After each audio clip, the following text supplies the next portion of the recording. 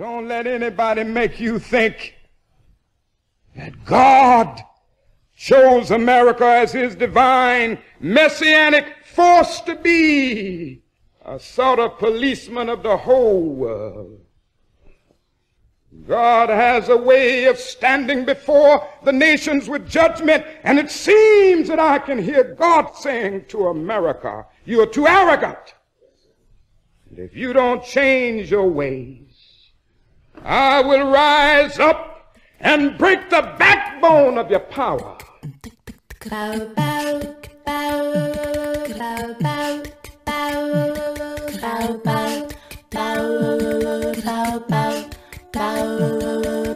Hotep, which in the language of ancient Egypt means we come with justice in peace. Welcome to Freedom Now, a Saturday Pan-Africanist and Internationalist World Affairs program. Freedom Now is committed to the principle of the rights of all peoples and nations to self-determination. We thank you deeply for your contribution to KPFK, which permits programs like Freedom Now to stay on the air. In this era of corporate acquisition and co-optation of all dissident media, we provide the microphone, challenging their corporate and racist point of view. So stay tuned for our agenda here at Freedom Now.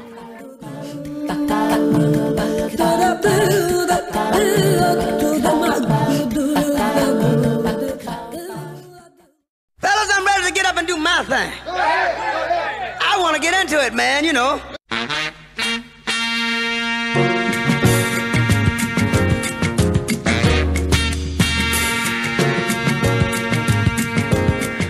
Peace, hoteps, and wisdom to all of our faithful and devoted listeners out there in the radio verse. This is Brother Brandon Sankara, and I want to start things off with a thank you to all of you loyal listeners out there who continue to support Freedom Now through this latest season of Fund Drive. You keep us on our mission and allow us to bring you our scientific agenda for today, Saturday, October 22nd, 2022.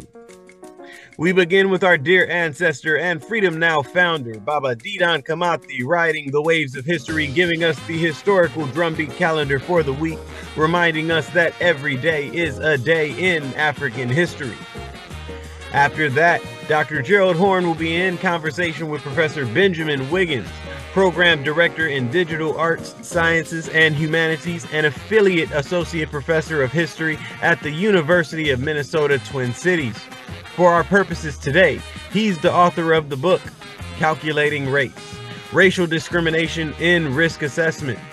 Professor Wiggins will be speaking to Dr. Horne about the numbers, the mathematics, the algorithms behind our oppression by housing, policing, and more. Stay tuned for this scientific perspective that you won't want to miss. Then, in the second half of our program, we'll be hearing from Yarden Katz, professor in the Department of American Culture and Digital Studies Institute at the University of Michigan at Ann Arbor.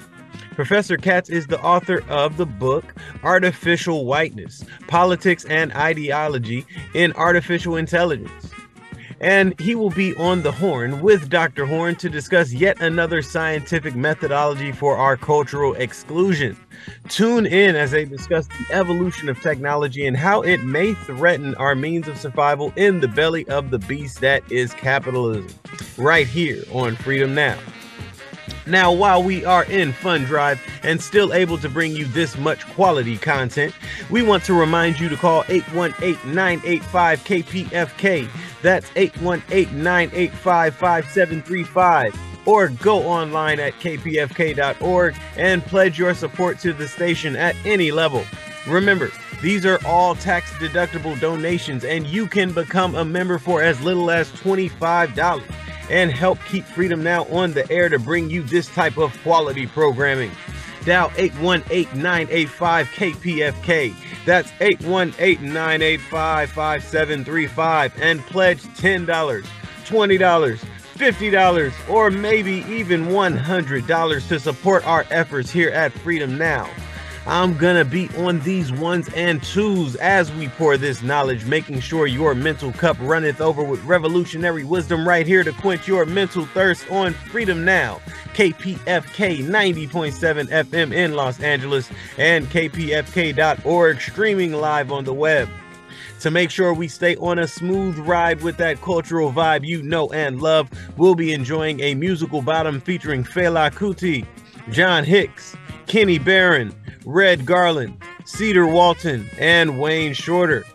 Now people get ready for this train of coming, taking you one step closer to mental liberation. And stay tuned for that beat of the historical drum and a conversation with Dr. Gerald Horne and Professor Benjamin Wiggins.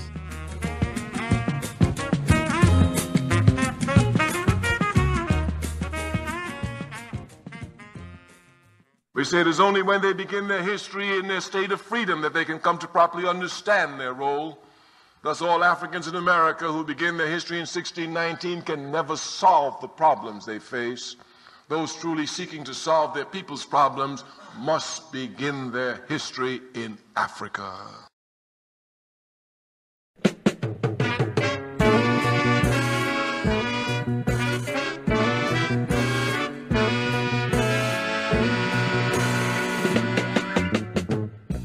This is Brother Dinan Kamathi with Freedom Now's African Drumbeat historical calendar with significant dates and events of our struggle, oppressed people's struggles, in the movement towards national, class, and gender liberation.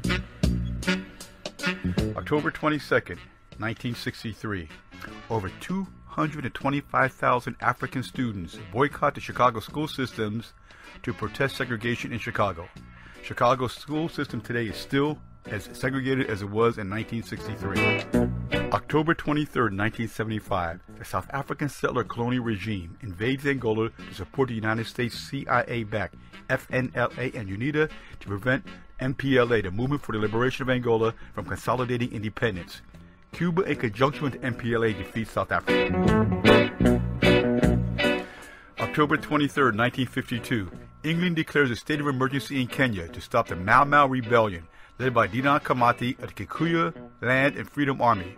Mau Mau was a blood oath to destroy the European colonialists and return Kenya to African rule. Their primary target, African collaborators with European rule. October 24, 1917. Victory of the Russian Revolution under leadership of V.I. Lenin and the birth of the first modern socialist state.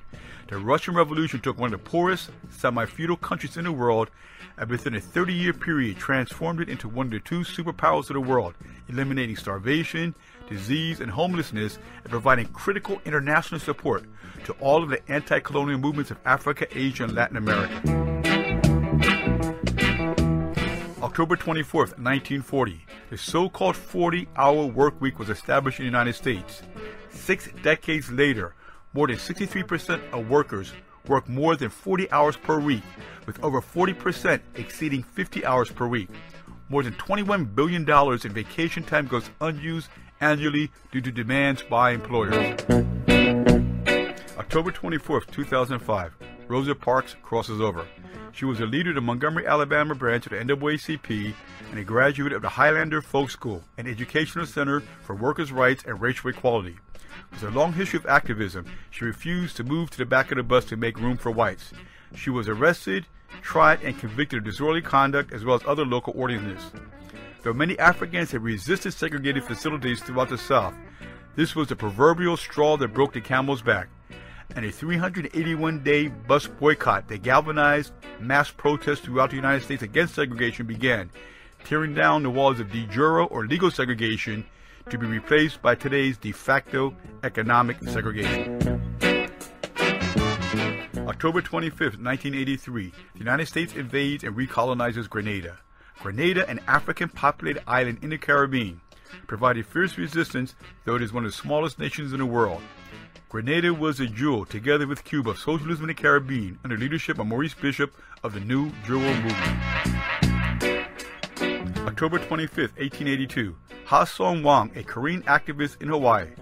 She led the struggle against the so-called picture brides, young women who were brought to Hawaii through arranged marriages to European and Japanese businessmen. October 25th, 1979, racist South Africa, with U.S. and Israeli supports, performed their first nuclear test.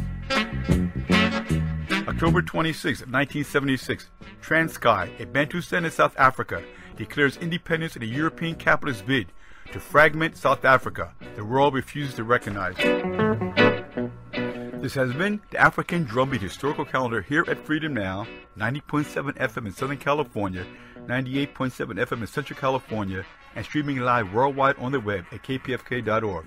We want to thank you for your potential contributions and past contributions to KPFK during our present fund drive.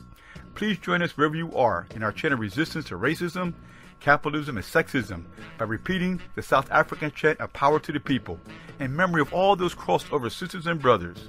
Please repeat Amandla Awetu 3 times. Amandla Awetu. Amandla Awetu. Amandla Awetu.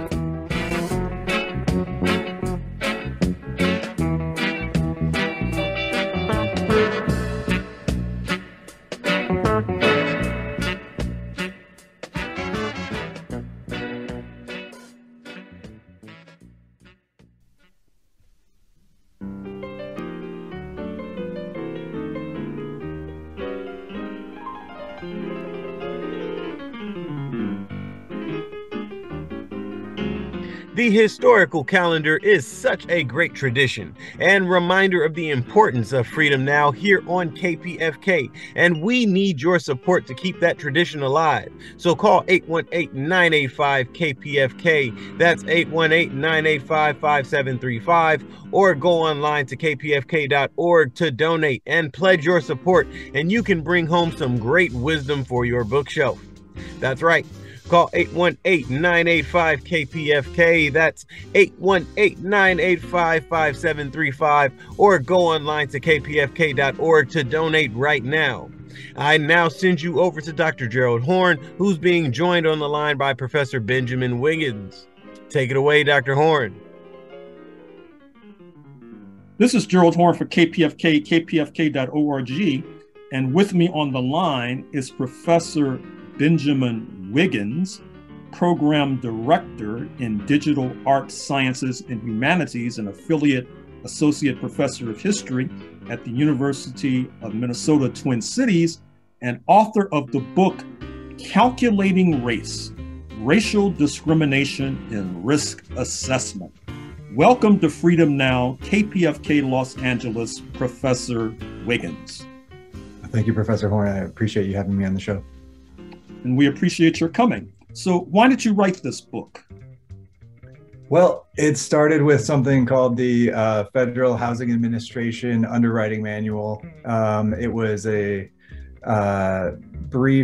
briefly covered in this book that was very influential in my college days. It was called Black Wealth, White Wealth by Melvin Oliver and Thomas Shapiro. And they had mentioned this, and it was just a very intriguing document. It seemed to be a document that laid out discrimination as federal policy, and racial discrimination as federal policy. And I kind of wanted to work backwards from there and see where the roots of all of this were. And that led me back to things like predictive policing and history of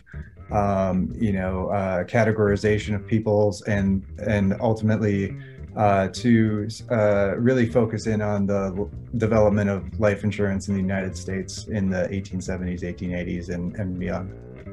So what is actuarial science? For example, does this explain what might be called legal age discrimination? That is to say, 18-year-olds tend to pay more for auto insurance than 40-year-olds. And does actuarial science also have a racist bias as well? Well, actuarial science is really kind of the mathematics behind assessing risk, usually in an effort to mitigate someone's risk, sometimes in an effort to share risk among a community. And actuarial science really is kind of focused on discrimination, looking at the factors that in some way or another help us to learn how certain variables impact the probability of an event occurring. And so any of those variables that have a predictive value are something that people who are trying to manage or mitigate risk want to know about, and they try to sort of discriminate against those variables and get those variables out of their pools of risk, is what they might call them. And so in some ways, this whole like insurance and actuarial science risk management is really a practice of discriminating risks.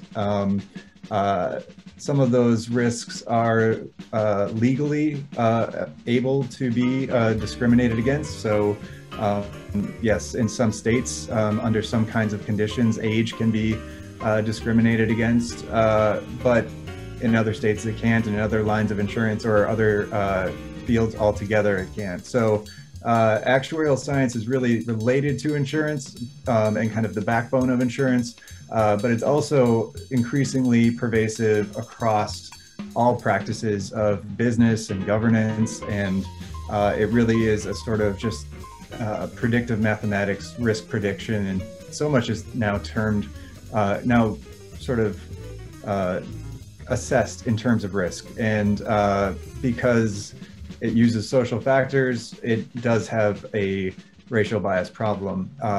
It uses the factor of race in some ways. Now, does it use it more or less than other industries, and does it use it all in the same way? That's a more complicated story, but certainly race has, at least historically and to an extent still today, been baked into the kind of calculations of assessing risk and working to mitigate against it.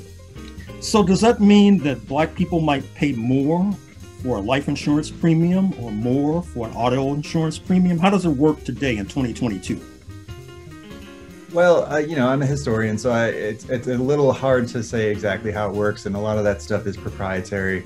But I think because race correlates with a lot of other things, even if you don't have race in the calculations, you still might have race by proxy. And in some places, race is, in most places, race is not legally something that an insurance company per se could be using to discriminate on in their calculations, yet they might have race correlate so closely with where people live, or some sort of, I don't know, consumer behavior or something like that.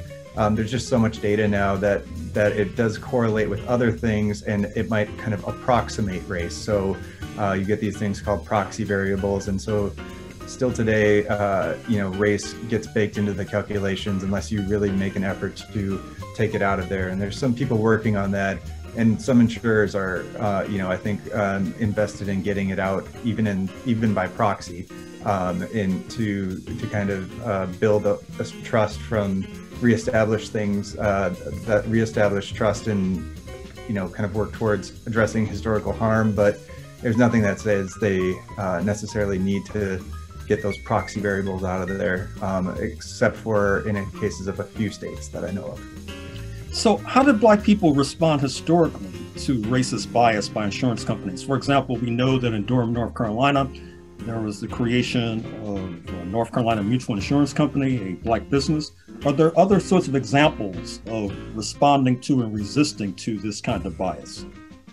Yeah, well, there's a history that I don't. That's sort of a history I don't cover as much in the book, but there's quite a history of mutual aid and mutual aid societies, and just other ways of communally sharing, pooling risks, and sort of just watching out for each other with some sort of more grassroots social structures that go, back to the founding back to the 19th century, back to the 18th century even. And there, I would say that as early as, I think, the 1810s, there's formal Black insurers in the United States. And then the North Carolina Mutual is certainly a historically significant Black business, and they come about in the 1890s. I'd say that Black-owned insurance companies are all a very significant sort of response and resistance to discrimination. Either the discrimination I do talk about in the book, that's a formal racial discrimination that was really developed in the kind of 1870s, 1880s. And then you see things like the North Carolina Mutual coming out in the 1890s to give African Americans an avenue to things like industrial life insurance, you know, basically a policy that will get you a very nice funeral and maybe a little bit to leave to your family. Those are sort of acts of resistance or at least responses to discrimination. But also they were, you know, troubled by the discrimination. Because they did have only African Americans in their pools, there was actually a disparity in how long lived African Americans were in 1890, which was obviously impacted by, you know, having just come out of slavery and having, you know, a real lack of actual federal response with the, you know, with the way that Reconstruction went, things like that. And so there is an actual disparity in lifespan, and so they have to take on lives that are known to live less long at that time, usually or mostly because of structural racism factors, things like that. So it's complicated. They had less chance at success, but they were very historic, important businesses, and things like North Carolina Mutual are still in existence today. So you use terms like, quote, predictive mathematics, unquote, and terms like algorithm, quote unquote. What do those terms mean, and what is their significance? Well, you know, I like to think of algorithm as just an equation, and predictive mathematics is sort of numbers that work to predict the future. Now, they usually work on a combination of, you know, perhaps biological or perhaps sociological factors or just environmental factors, things like that. But really what they're doing is they're taking data and trying to predict the future. Algorithms may be a broader term, but predictive mathematics is another way of kind of saying actuarial science, that science or mathematics that really works toward, I would say, assessing the probability of something so that you can get the odds in your favor. Mm-hmm. And we know that racism exists within U.S. society, and then it's, shall we say, filtered into insurance companies. But we have government agencies such as the Federal Trade Commission in Washington, D.C. In Sacramento, you have the California Insurance Commission. How aggressive have they been in combating these problems? I would say, it's a very limited response in general, and I would say that it is a response that's been historically quite uneven. One of the more unique things about insurance is it's largely regulated at the state level, so that really makes it a patchwork of laws that insurers are dealing with in each state. And some are much stronger and more heavily regulated than others. And I think some of these places have much more enforcement than others. It's just the size of these agencies is also rather small. That said, I would say insurance is, you know, somewhat of a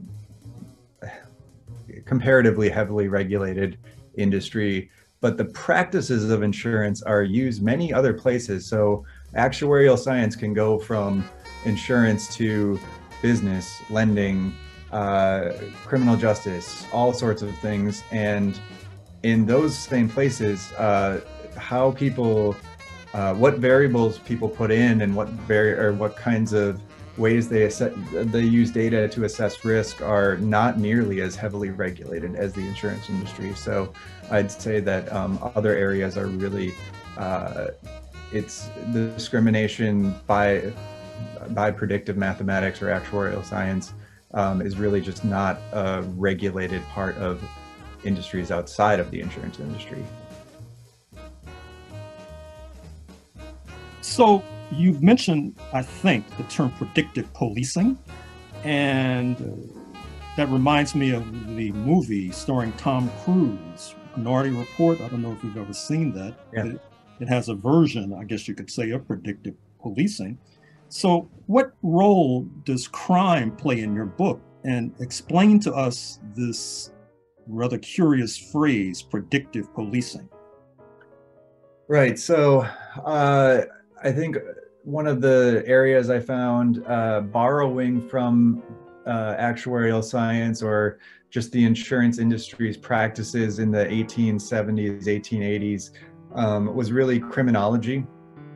And it was places like the Illinois State Penitentiary System were working to, in some ways, make sure that they could identify people who had been through the criminal justice system before, and to think about things like recidivism.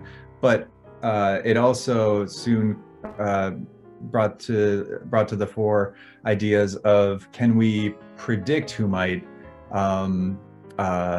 they would call it fall into crime, or you know, those who were more likely to commit crimes. And so they just collected loads and loads of data on anyone who was incarcerated, and as they came in, and this data was largely social, sometimes biometric. You know, it's the early days of the fingerprinting system, but they also looked at, you know, the length of bones and things like that. They also, of course, collected data by race, and then they worked this into formulas for predicting, you know, who was a risk on parole and things like that as parole developed, as the parole system developed. So, yeah, the idea that you can predict behavior and you know, shape it in some way by, you know, keeping people in jail for longer or something like that based on the social factors that they have. That's something that that is really took root in the early part of the 20th century. And of course, just like in the insurance industry, they didn't ask too many questions about why there were disparities among or along racial lines, things like that. And, you know, never thinking about the racial makeup of the police at that time, or the you know, racial profiling, things like that. Is it fair to assume that criminologists and criminology professors have critiqued that question of predictive policing? Have critiqued it? Yes. Yeah, absolutely. There's some great work out there. There's more and more each day, I think, and I think policing by algorithm, or policing through these policing through mathematics really is on the forefront of a lot of minds of computer scientists and you know, to an extent criminologists. I mean, some of the criminologists, you know, invent this stuff and prop it up, but some are very critical of it, obviously, and are working to you know, I think so many things right now our decision making is based on data that hopes to predict a future, but you don't have to do that all the same ways to you know, you don't have to necessarily invest in the biases of the past to utilize that, and there's ways to do it much more ethically, and there's sometimes where you just need to leave it behind too. Well, Professor Benjamin Wiggins, Program Director in Digital Arts, Sciences, and Humanities, and Affiliate Associate Professor of History at the University of Minnesota, Twin Cities, and author of the book, Calculating Race, Racial Discrimination and Risk Assessment. Thank you for joining us on Freedom Now, KPFK, Los Angeles. Thank you. Special thanks to Professor Wiggins for sharing his hard-earned knowledge with us. Where else can you get such quality content, context, and historical perspective other than Freedom Now? Call 818-985-KPFK. That's 818-985-5735. Or go online to kpfk.org and you'll be able to donate and support the show by donating today. And you can get one of our awesome premiums to expand your library and your mind. So Dr. Horne, tell the people a little about what they can take home today. Donate $100 and receive a signed copy of Gerald Horne's latest book, hot off the presses, The Counter-Revolution of 1836. Texas Slavery and Jim Crow and the Roots of U.S. Fascism. Fascism, which may be around the corner in the United States, is a combination of both slavery and Jim Crow and is presently creeping into North America on little cat feet with Texas in the vanguard. In order to be defeated, it must be understood. In order to be understood, this book must be consulted. Why is it that so many Black people in California have roots in Texas, including the first Black mayor, Tom Bradley, the first Black mayor of San Francisco, Willie Brown, the entertainer and actor and singer, Jamie Foxx? Read this book if you have roots in Texas, Louisiana, Oklahoma. Where else but on Freedom Now can you not only find out about fascism, but find out about Black American fraternities and sororities like the Omegas and the Alphas and the Deltas. Be the first on your block, in your school, in your church, in your fraternity or sorority that has a copy of The Counter-Revolution of 1836. Understand why it was that it was Texas that led the war against Mexico, which led to the United States seizing California in the first place. Why is Texas in the vanguard of cracking down on so-called critical race theory, cracking down on women's reproductive freedom, cracking down on the population of Mexican descent? Why does Texas have the largest Black population in the United States? Where else but Freedom Now can you get serious historical analysis of the LAPD or serious analysis of Black fraternities and sororities? Pick up the phone and dial 818-985-KPFK. That's 818-985-5735. Donate $100 and receive a signed copy of The Counter-Revolution of 1836, Texas Slavery and Jim Crow and the Roots of U.S. Fascism. Thank you, Dr. Horne. And there you have it, folks. Call 818-985-5735. That's 818-985-KPFK. Or go online to kpfk.org to donate right now and make your support for the show and the station felt. Now we're going to keep this train moving and send you back over to Dr. Horne, who's being joined on the line by Yarden Katz, right here on Freedom Now. The mic is yours, Dr. Horne. This is Gerald Horne for KPFK, kpfk.org. And with me on the line is Yarden Katz, who teaches at the Department of American Culture and Digital Studies Institute at the University of Michigan, Ann Arbor, and is author of the book, Artificial Whiteness, Politics and Ideology in Artificial Intelligence. Thank you for joining us on Freedom Now, KPFK Los Angeles, Yarden Katz. It's an honor to be with you. I'm a big fan of your work. Oh, thank you.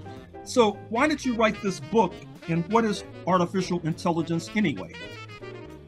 So I wrote this book because I wanted to understand the preoccupation with AI. Why are people talking about it all the time in recent years in the media, in government, in academic circles? You have countries drawing up national plans around AI, and I wanted to understand that historically and see that as part of a cycle where AI comes into the mainstream at some points and then it recedes and comes back in again. And I wanted to ask, what are the political projects that are being served by this preoccupation with AI? And I wanted to understand that from an anti-imperialist, anti-racist, and anti-capitalist perspective. I wanted to really get at the politics of it, and I thought that the kind of mainstream discourse that's being offered to us about AI, what I call in the book the AI expert industry, is not really getting at the core issues, but is in fact sending us into all kinds of diversions. Yeah. Go ahead. Sorry. Well, to your question about what is AI anyway, part of my point in the book is that it's a very nebulous and slippery concept, and that basically any decision involving a computer can be deemed AI as long as it can be situated in the proper imperialist and capitalist frame, meaning that if it can be shown to serve the agenda of empire and capital. And it's very important to understand that this, nebulous character of the concept has made it a very useful pretext for various agendas. So just to give, one example, if people are saying, well, we need wealth redistribution, let's say, the AI expert industry can come in and say, well, we don't need that because this technological force called artificial intelligence, which we can't quite tell you what it is going to create enormous wealth. It's going to increase the pie. So we don't need socialism. And there are similar examples of that kind of logic playing out in other arenas. For example, in the case of the movement to abolish prisons and police, you have experts like MIT professor Max Tegmark, who wrote a very popular book.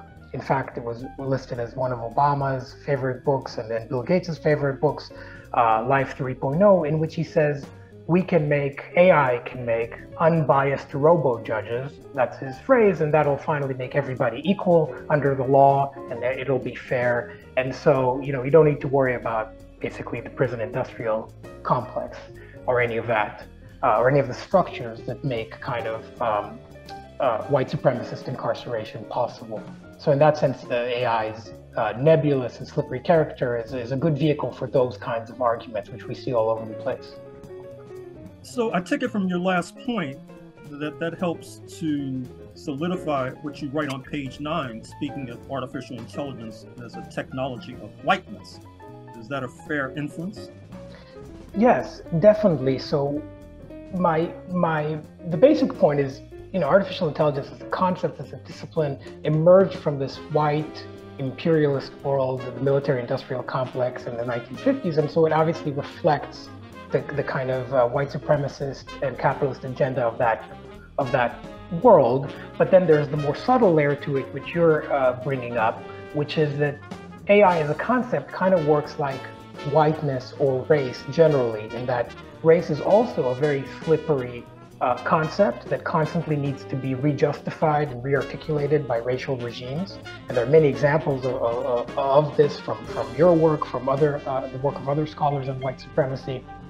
And that flexibility allows it to serve very destructive agendas. So just to ground it in a well-known example, the U.S. settler colony famously used the one drop of blood rule in order to determine, black identity in the eyes of the state, and that was in a way to basically expand the pool of unfree African labor.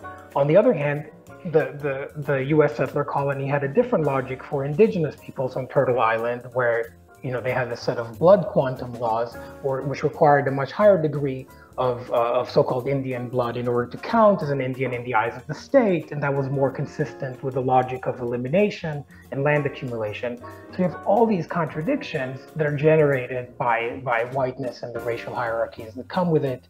These are, of course, registered in the U.S. legal record, where courts have had to answer questions like, are Syrian people white, or Armenians white, or Chinese white, Japanese, and so forth.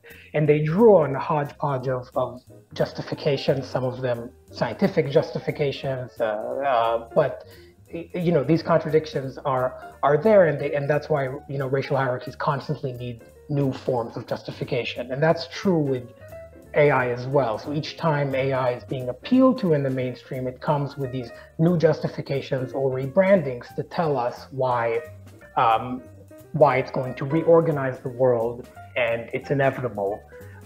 very similar to the way race has been historically described. Racial hierarchies are kind of a product of nature in that way. Now, is AI a job killer? That is to say, already when you go into certain grocery stores, there are no more checkout clerks.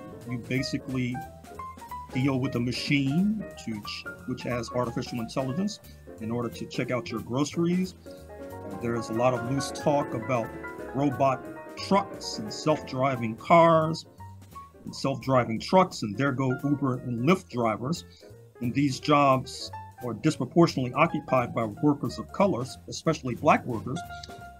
Is that part of what you're saying about AI being a kind of technology of whiteness?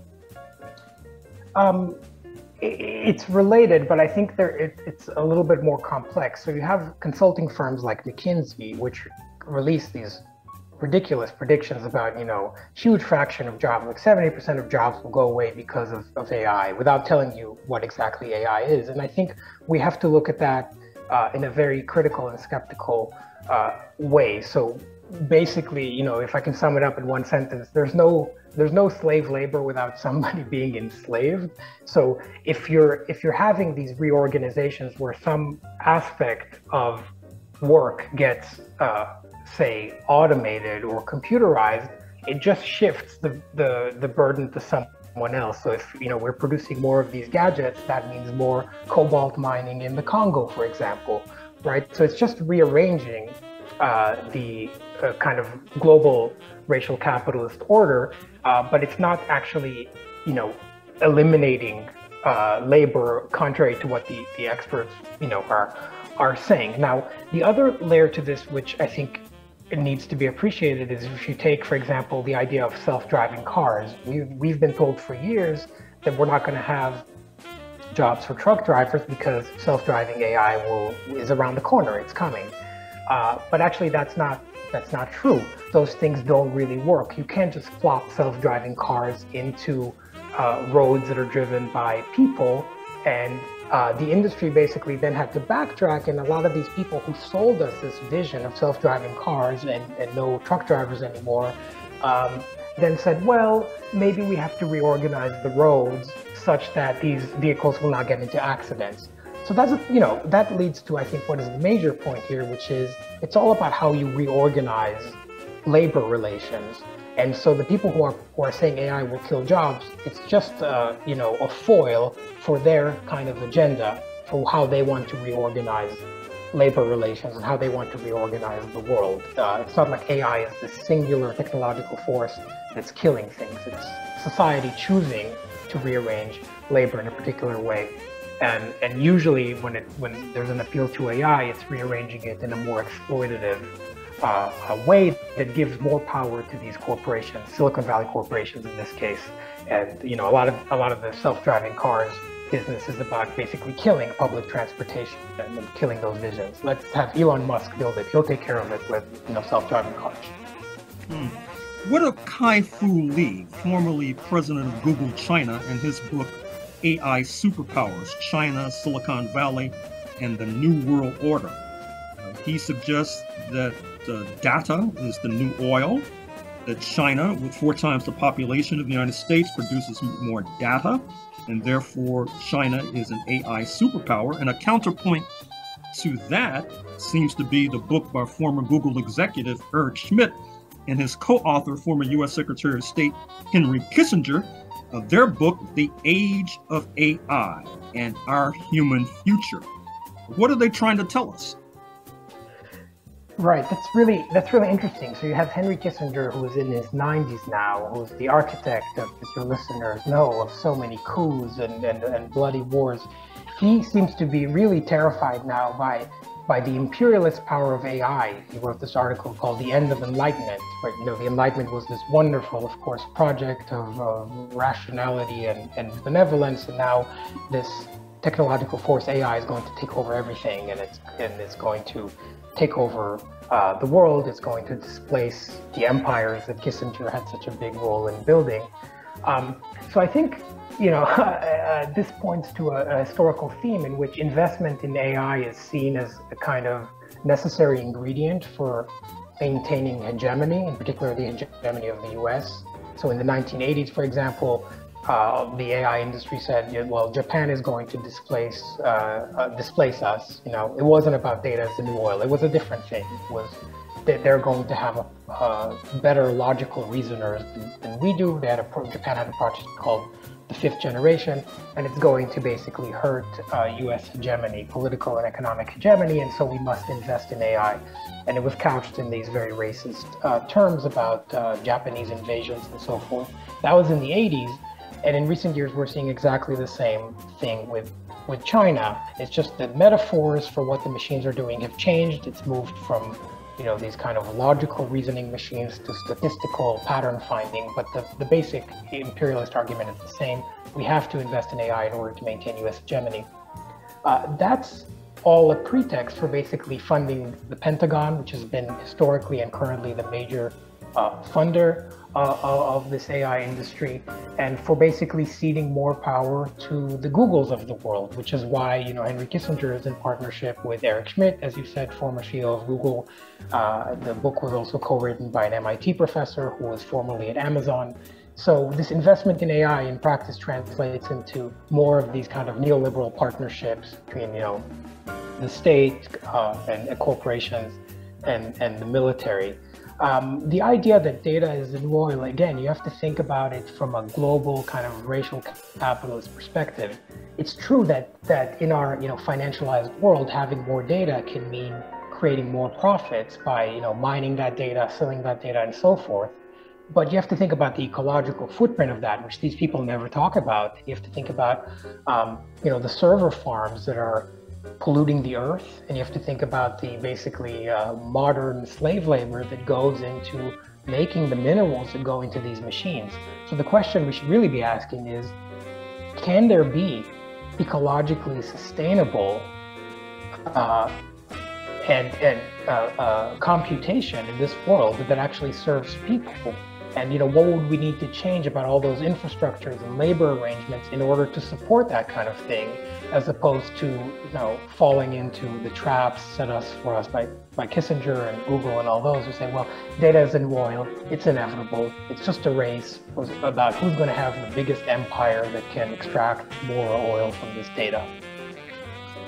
Also, the New York Times of September 7, 2022 talks about record companies creating so-called, quote, virtual rappers, unquote. One of their creations was called FN Mecca, M-E-K-I. They analogized the hologram that's used to depict to this very day the music of the late rapper Tupac Shakur. And so I'm wondering, should rappers like Compton's Kendrick Lamar be worried and nervous about the rise of virtual rappers, another form of artificial intelligence? I wouldn't worry about it. I know that you know a lot about jazz and have written a lot about jazz, and I think that human creativity always exceeds these gadgets. Nobody can make a computer program that improvises like Monk. And so I think it's, again, the notion of intelligence that is underneath all those AI efforts is very much steeped in a kind of eugenicist and white supremacist notion of what it means to be intelligent. It's about solving a very narrow task. So in this case, these programs are trained to produce a very narrow kind of output. But that's, you can't reduce the creation of music or social music like jazz or like rap or hip hop. You can't reduce that to that solving of a narrow statistical problem, which is basically a form of mimicry, mimicking the kind of data that you've seen in order to produce this narrow output. All these things fall apart. We've seen that with text generation systems like GPT-3 is a very famous example. They always showcase the text that the program produced that seems to make sense, but if you slightly adjust the query, it immediately collapses. And there's a similar story about all of these systems that are sold to us as triumphs of machines over human cognition. It's just that, that never gets talked about in the kind of mainstream media discourse because a lot of it is funded. A lot of these experts that are narrating AI for us are funded by the Googles and Microsofts of the world. I try to trace that kind of like political economy of AI in the book as well, and talk about how these connections, these financial ties, produce a discourse about artificial intelligence that's very self-serving for these industries. Also, Yarden Katz, author of the book Artificial Whiteness, Politics and Ideology in Artificial Intelligence. You want to tantalize our audience. You have an upcoming article in Monthly Review, the socialist publication, entitled Intelligence Under Racial Capitalism. I understand it deals with eugenics as well. Give us a brief summary of what our audience can look forward to. Yeah, thank you for the opportunity to talk about that. I basically trace the different regimes of intelligence since the kind of late 19th century to the present, and the different forms that they have taken on. So I look at the eugenics movement and how basically the science of statistics emerged in order to create these hierarchies of human worth, to say who is intelligent, who isn't, in order to serve the projects of white supremacy and capitalism. So I look at kind of the earlier regimes of intelligence, like IQ testing, and how these regimes created tools, like statistical tools, which allow extraction of profits from marginalized and oppressed communities. And then I trace how that evolved over time. So the IQ testing industry morphed into the standardized testing industry, which, you know, anybody who's been in school in the US is familiar with this regime of standardized testing, and how that creates, talking about data as new oil, that creates data that then can be sold and extracted profit from through test preparation industry and other things. So I trace these different phases of the notion of intelligence under racial capitalism, and then I look at its most recent manifestation in the form of so-called online learning, where you have these platforms online that say anybody can learn anything that they want on our platform, and it's sold as a form of democratizing education. But what I show is that basically this is a rebranding of the intelligence testing regime that we're familiar with from IQ testing. It's a rebranding of it that makes use of these global online, basically intelligence tests, in order to identify who can do cheap labor for companies like Google. So somebody might be taking a course in India, let's say, to learn a particular skill, but the platform basically tracks how long it takes them to answer the question and, their proficiency. And then it creates this, global map of kind of where cheap labor can be found, which companies like Google then, seize upon. And it's also being sold as, through these public-private partnerships, being sold as a way to cut, the remnants of the welfare state. So various states in the US and some other places like Costa Rica, they'll say during the pandemic, hey, you're unemployed. Well, instead of giving you a check, we'll just give you free access to a platform like Coursera, where you can supposedly get the skills that you need in order to succeed in the innovation economy. And that also becomes a way to funnel people into doing kind of the jobs that companies like Google want, like doing IT support for Google and so forth. So it's sort of a kind of historical overview that ends of intelligence testing that ends with this regime of online learning.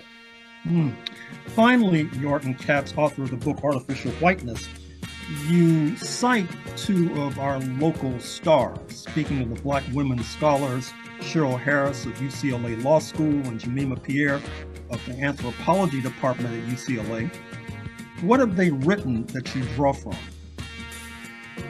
Yes, so much. I owe a tremendous debt to both Jemima Pierre and to Cheryl Harris for so much. So with Cheryl Harris, I draw on her classic work on whiteness as property to show how the AI expert industry is invested in this notion of artificial intelligence, which is steeped in white supremacist notions of intelligence because it is connected to so many ideals that they hold dear about property, about imperialism, and so forth. So this idea of being having an investment in whiteness is very much a part of my work, and her paper is brilliant, and there's so much there, and everybody should read it. Jemima Pierre well, apart from her more journalistic work at Black Agenda Report, which I follow with great interest in her writing on Haiti, her book, The Predicament of Whiteness, was very important for me because it showed so clearly how whiteness can have these global effects, even in a society like the society, like the place that she studies in that book, like Ghana, where you have, it's a predominantly Black society. Nonetheless, whiteness as an ideology and white supremacist norms can still shape that society even after decolonization. She looks at that in many ways, including with the skin bleaching industry in Ghana and so forth. So that was really important for me to understand kind of the many different forms that whiteness as an ideology can take and how it changes based on space and time and context and so forth. So I owe a great deal to there. I too recommend her book, The Predicament of Blackness. It's well worth reading. And I'm afraid we're going to have to leave it there.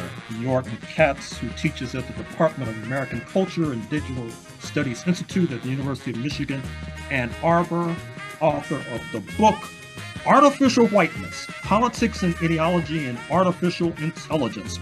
Thank you for joining us on Freedom Now, KPFK, Los Angeles. Thank you so much. Wonderful to chat with you. Appreciate it.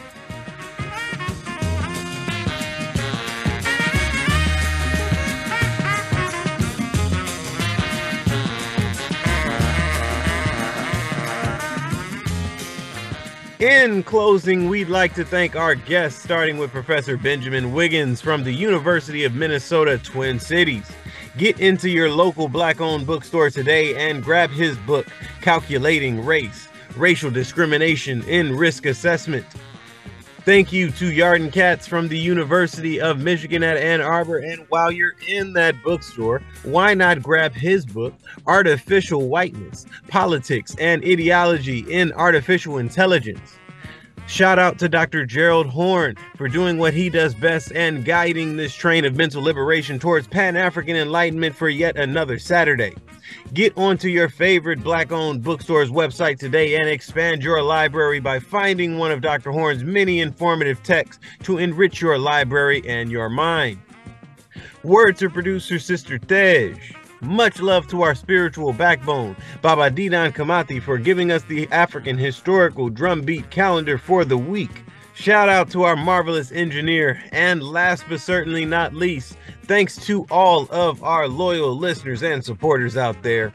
It takes a village to build a revolution, and Freedom Now is a village to be reckoned with. Please continue to support our programming. We are volunteer producers, and the station needs your help to pay the bills so that they can keep the lights on in the building and the mics hot for us. So please dial 818-985-KPFK. That's 818-985-5735. Or go online to kpfk.org to donate and support the show. This has been Brother Brandon Sankara, and you can join us on Facebook at Freedom Now Gerald Horne. You can email the program at freedomnow@kpfk.org or go online to our audio archives at kpfk.org. Scroll down to Freedom Now and you'll be able to hear this program as well as 60 days worth of prior programming here at KPFK 90.7 FM. We now send you off to our sister Assumpta with Spotlight Africa coming up next, addressing issues facing Mama Africa. And until next Saturday here at Freedom Now, we stand running our marathon, ready for revolution.